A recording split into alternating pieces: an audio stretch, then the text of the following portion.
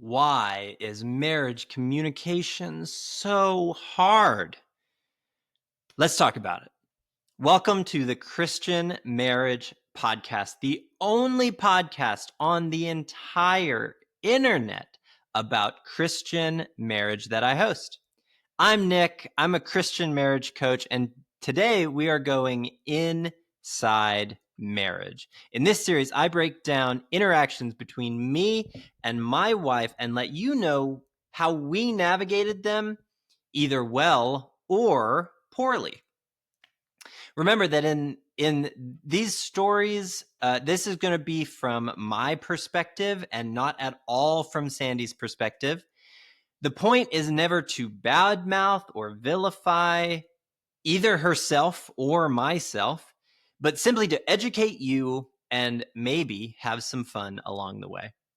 But before we dive in, I have a gift that I want to give you. If your marriage communication is feeling a little just not great, then there might be some simple mistakes that you are making that are making things unnecessarily worse. Many of these mistakes have simple fixes that can leave your marriage feeling less tense and more loving without spending hundreds of dollars at a marriage counselor. If less tension, more love for less money sounds good to you, get your copy of the 7 Deadly Sins of Marriage Communication by using the link in the description. I really hope you do. I think it's really helpful. It's helpful to me. It's been helpful to me through the years. I hope you'll find it helpful too. And lastly, the advice on this podcast is meant for couples who are in non-abusive relationships. Just want to make that clear. So, why is marriage communication so hard? So this is kind of a funny marriage communication story that happened to us, but I think we can learn some of why marriage communication is hard from this story. So I was doing our finances and I knew that Sandy paid our babysitter through her PayPal account. And I had a question about that. So I said, how does money get into your PayPal account? She said, I don't have a PayPal account. Now, I had been getting notifications for months that she was paying our babysitter with a PayPal account. But I've been married long enough to know that verifiable evidence does not make you right. So I said, okay, how do you pay Becky? She said, I use my personal PayPal account, not a business account. Here's some communication for you. She felt the need to clarify that she was not using an account that doesn't exist. It makes me wonder about myself. What would I possibly be doing that would make her feel the need to clarify that we can't use things that don't exist? Am I mowing the grass with a make-believe mower? Is that why we have so many dishes piled up everywhere? Because I'm loading the dishes into a dishwasher that's actually just a cupboard? It is enough to drive you crazy. It begs the question, why is communication so hard? So 3 reasons that, at least there are a lot of reasons, okay, that marriage communication is hard. This is just 3 of them. But the first reason that marriage communication is hard is that you and your spouse are different. We are different people. We have different experiences, and those experiences create different interpretations of words and meanings. Like in the PayPal example, Sandy is usually doing some business things in the morning for her business, and she probably was doing that right before I asked her the question. So when I asked her, how does money get into your PayPal account? My mind was focused on our personal family finances, but she was probably thinking about her business. And so she interpreted the question as though it was about her business. It's an easy mistake to make. Have you ever talked to one kid and you've been talking to him and then you had to turn and yell at the other kid because in the 4 seconds you were talking to the first kid, that kid found a Sharpie somehow and began drawing on his penis. And instead of saying his name, you say the first one's name because that's who you were talking to. It's an easy mistake to make. It's also easy to make that mistake when you're talking to one another, especially if there's a lot of stuff going on. So what can you do about this? I recommend a tool called active listening. You can look up active listening and figure out what it is, but basically it means that whoever is listening takes a few seconds to paraphrase back what the other person is saying. This helps a couple find misunderstandings when they are happening. So in the PayPal example, if Sandy chose to use active listening, maybe after I asked her, how does the money get into your PayPal account? Instead of answering my question, Sandy could have said, so I'm hearing you ask about my business PayPal account. Is that what you're saying? And I would have said, well, whatever PayPal account you pay Becky with. And she would have said, okay, I use my personal account. And I would have said, do you have a business PayPal account? And she would have said, no, I don't. And I would have said, then why are we talking about it? No, I would not have said that. But she would have said, okay, I use my personal account. And then all of a sudden, we are on the same page. And it would be that easy. Doesn't have to be frustrating. Yes, it takes a couple more sentences, but it would be immediately effective. Okay, reason number 2 that marriage communication is hard: the ambiguity of language. Listen to this. If I said to you, we saw her duck, what did you just imagine? Did you imagine a woman crouching down? Or did you imagine a woman's pet waterfowl? Context usually helps us distinguish between ambiguity like this and find the right meaning.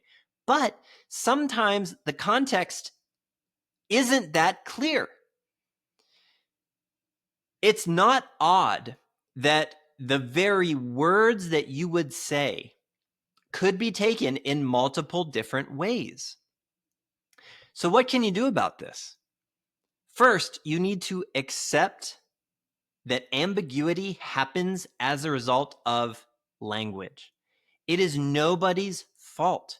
It's just the nature of language. It seems like so many people take this personally, and maybe they end up feeling like their spouse is not listening to them, or they don't care about, they don't care enough to understand what they're saying, when really it's just that language is ambiguous. And it might have been a hard something for the other person to, there might be multiple options, right? If you want to be understood,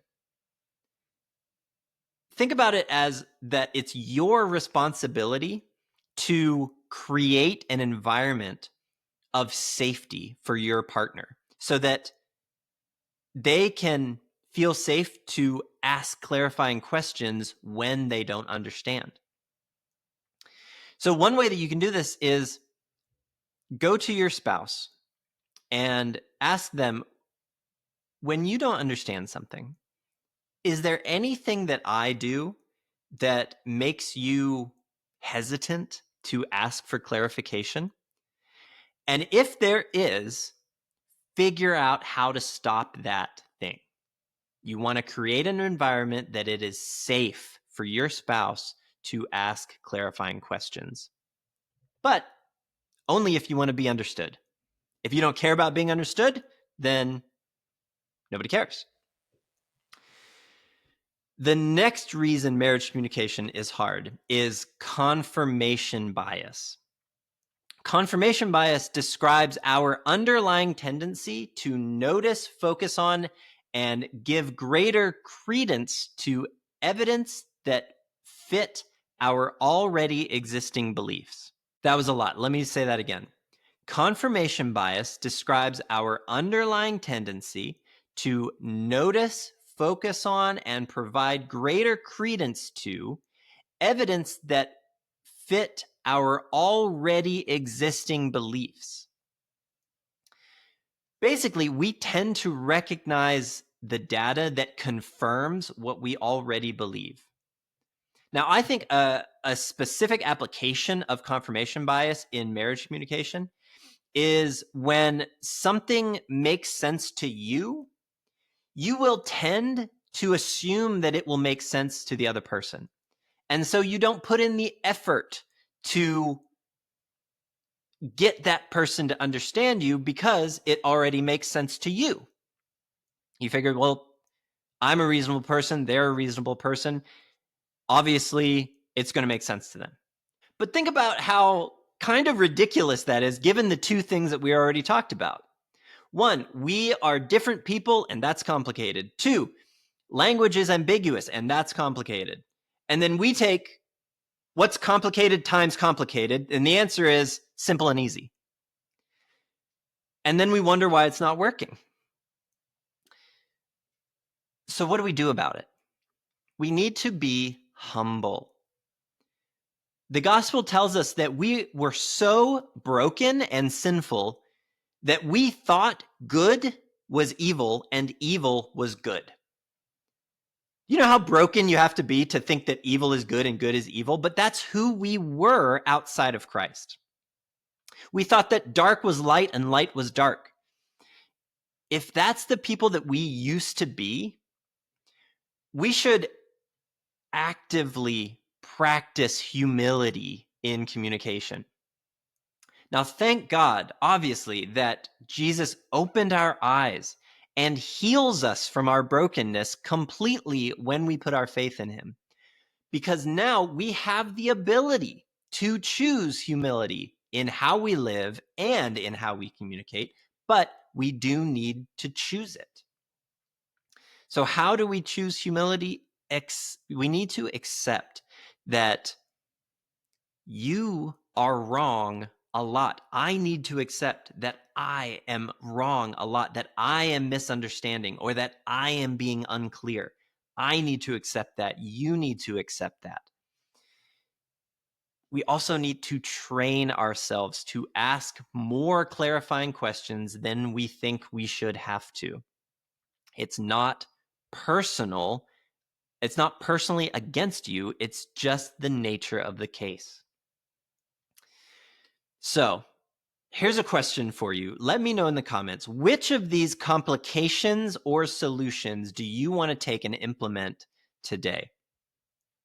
Problem one, you and your spouse are different, and the solution is active listening. If you take that away, leave a 1 in the comments. Problem two, the ambiguity of language. We saw her duck. Or the solution, don't take it personally and create a safe environment for your spouse to clarify. Or problem three, leave me a 3 in the comments. Confirmation bias. And the solution is practice humility and train yourself to ask more questions. If you found this helpful, will you please leave a review for me on the platform that you are listening to this? A 5-star review would be fantastic. And also, if there's someone that you know that you think would benefit from this, would you please share it with them? That would be really helpful to me. Thank you so much. I hope that this is helpful. I hope that you will be able to notice some of these problems in your marriage communication, make some adjustments so that you and your spouse can build a life-giving marriage together. Don't forget to grab your copy of the 7 Deadly Sins of Marriage Communication using the link in the description. Thanks so much, and we will talk to you soon.